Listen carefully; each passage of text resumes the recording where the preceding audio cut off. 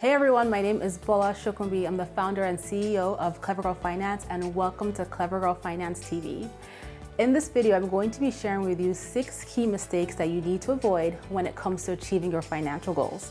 And I want you to stick around until the end, where I'll be sharing some key tips to help you as you work on achieving your own goals. So we all take the time out to create our financial goals. I do them, you do them, but how do we ensure that we are achieving them? So let's get into 6 key mistakes that you need to avoid in order to be able to achieve your financial goals. Mistake number 1, ignoring the small progress that you make.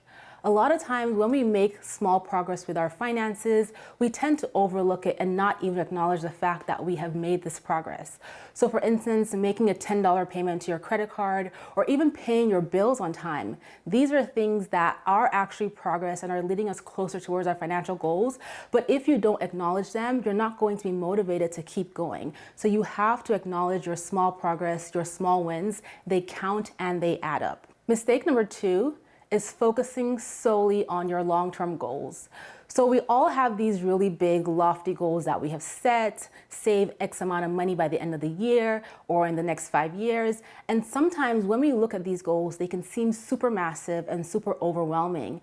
And if we just focus solely on that big number without taking a step back to break our goals into smaller chunks that we can actually work to achieve every week, every month, every quarter, then we might be overwhelmed and actually not be encouraged to make the progress to actually accomplish those goals.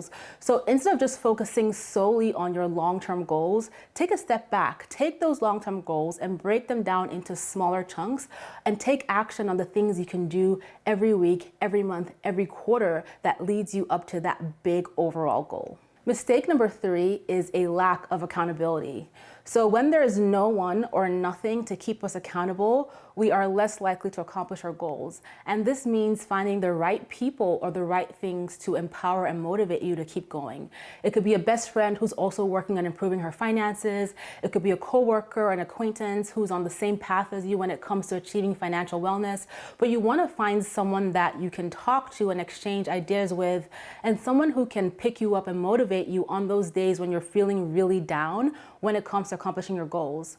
Also, you want to have a why. Why do you want to accomplish these goals? It is really important that you determine what your why is, because your why is also that thing that's going to compel you to keep going, especially on those dark days. And I promise you, when it comes to accomplishing anything big, you're going to have those days where you just want to cry, you don't want to get out of bed, everything is going wrong, and your why combined with your accountability partner is what is going to keep you going. Mistake number 4 is not checking in on your goals. So a lot of times we get into this whole marathon or even a sprint of pursuing our goals, and we forget to pause and count our blessings and see how much progress we've made. And what happens when we don't check in on our goals is that we're not able to measure how far we've come or how slow we're progressing. And so you need to take some time out once a month, once a week, and just look at how far you've gone, assess the situation, take the lessons and apply them to help you keep moving forward. You definitely want to check in on your goals to see how you're doing, see where you need to make corrections and adjustments, and re-motivate yourself to go after your goals.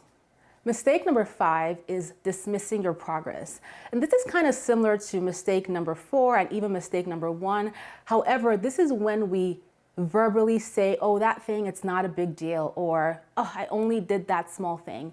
And when we dismiss our progress, we don't count it towards what we're doing. It doesn't get counted towards our big goals, and it actually matters. Even the tiniest bit of progress that you make, the fact that you can do something small, like check your accounts, like avoid getting a late fee, even that small progress counts towards not just achieving your goals, but also towards your motivation and your mindset.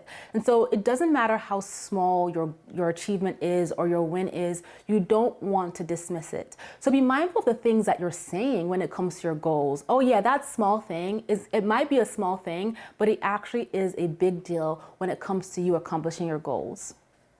And mistake number 6 is not getting back up when you slip up. So it doesn't matter how amazing you are, we all slip up. There's gonna be bad days, bad weeks, bad months, Murphy's Law is going to come into play and ruin everything. You're going to have unexpected bills, emergencies, all kinds of setbacks when it comes to your finances. And that's just life. Life happens. And so when that happens, when you get knocked down, what are you going to do? Are you going to call your friends and have a woe is me pity party? Are you going to stay in bed and not want to get out and just feel like the world's against you? Or are you going to pick yourself back up and take the lessons and keep making progress? It's really important that you don't let yourself stay stuck. You don't get in your own way just because you're having a bad day or a bad month.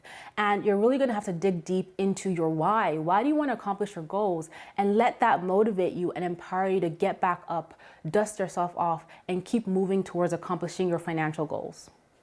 So now that you know what mistakes you need to avoid when it comes to achieving your financial goals, I'm going to share some key tips with you to help you actually achieve those goals.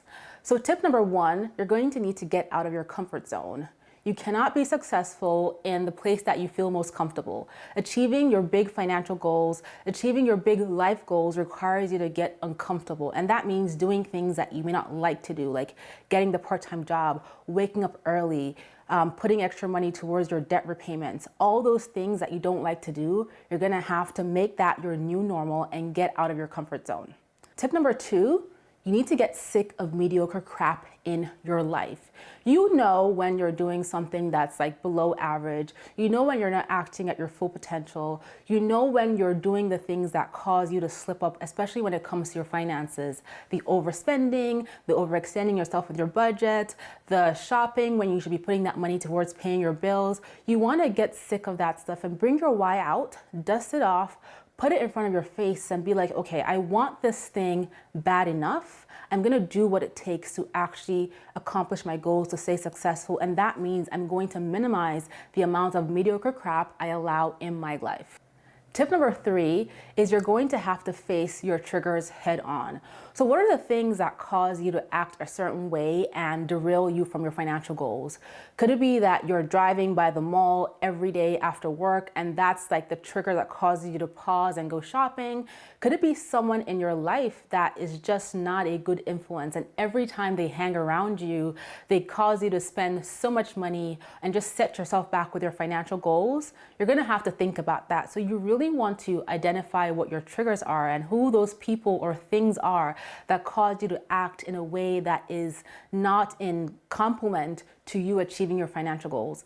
And once you know what those triggers are, you can create steps and actions to counter those things so that when you see the trigger coming up, you have a counter action to act a different way, like avoiding that person, not picking up the calls, taking a different route to work, and etc. Tip number four, you need to lay your goals out. So I'm a huge fan of writing my goals down. There's just something about putting pen to paper to see what it is that you actually want to accomplish. And you don't just want to write it down. You want to write it down and put it somewhere you can see it every day. So I have my goals as in my notebook written down. I also have them as a screensaver on my phone sometimes so that I can remind myself of what it is that I'm trying to accomplish. And so you want to lay your goals out. Lay out your big long-term goals. But like I mentioned earlier, take those big goals and break them down into smaller chunks so you know what actions you need to take every week, every month, every quarter, and every year. Tip number five, you want to set yourself up for success. That could mean automating your finances so that you can have your bills paid on time or your debt repayments automatically paid so that you don't have to worry about them. It could mean reading books and surrounding yourself with the right people. But essentially, you want to make it as easy as possible for you to accomplish your goals. So what can you do to make accomplishing your goals easier? Reminders, automations, personal development, things like that can help you set yourself up for success. Tip number six, you have to be okay with failure. When it comes to achieving financial wellness and pursuing your financial goals, take perfection and throw it out the window because it's not going to work. You're going to make mistakes. You're going to have setbacks. There are going to be things that are out of your control. And so it's okay to fail. What's most important here is what you do after that, after the failure, after the discouraging situation. What do you do next? It's taking the lessons, reviewing the situation, identifying what went wrong that you did not like, and applying all of that to your future progress. A little plus a little plus a little equals a lot. And finally, tip number seven, take all of that and rinse and repeat. So if you enjoyed watching this video and you thought this was helpful, head over to clevergirlfinance.com and take our money quiz so you get to know what your money personality is and get actionable tips to help you as you work on achieving your financial wellness. Thanks for watching.